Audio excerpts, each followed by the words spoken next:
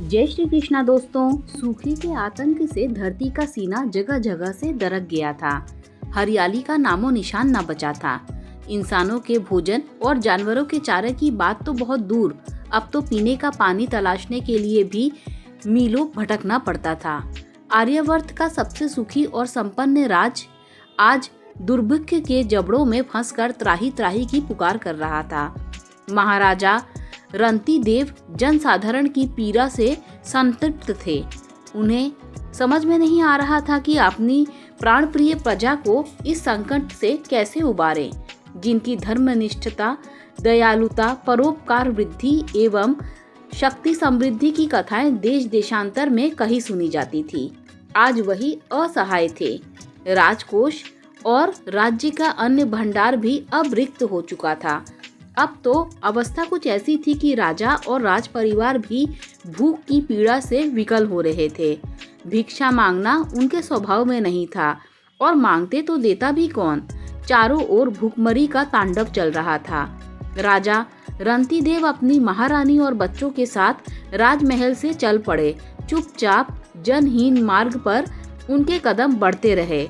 One में कंदमूल अथवा फल पत्ते खाए, अथवा बिना मांगे कोई दे दे तो उसी से उन्हें अपनी और अपने परिवार की ज्वाला शांत करनी थी। वन में न कंद था न मूल, फिर पत्ते तो आते भी कैसे। प्यास से जल रहे गलों को गीला करने के लिए 2 बूंद पानी मिलना भी दुर्लभ था।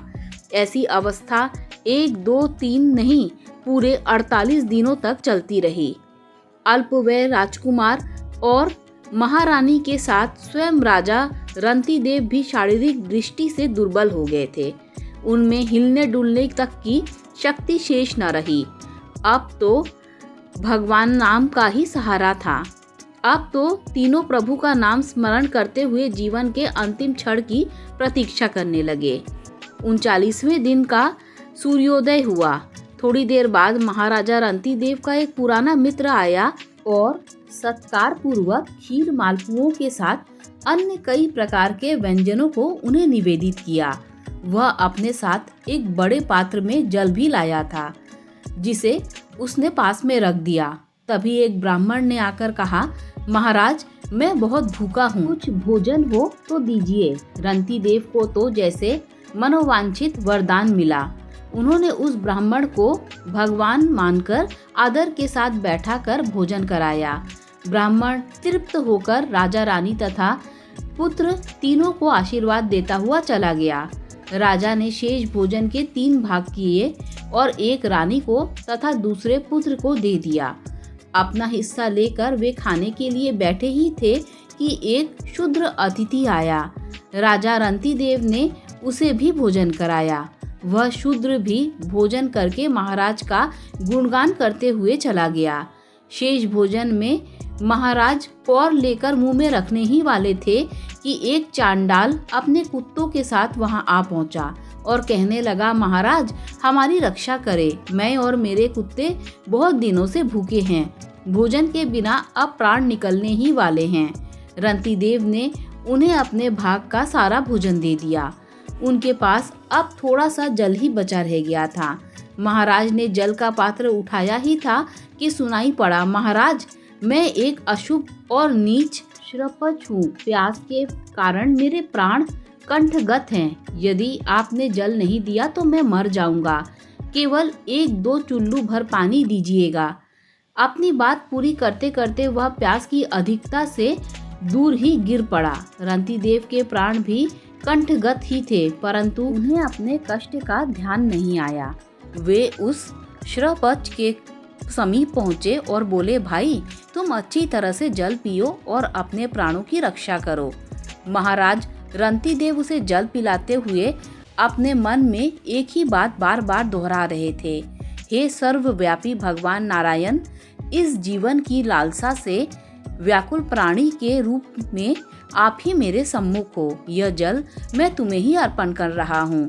जीने की इच्छा से व्याकुल इस प्राणी के जल देने से मेरी क्षुधा, पिपासा, मानसिक और शारीरिक दीनता, खिन्नता, विषाद, मूर्छा आदि सब दुख दूर हो गए।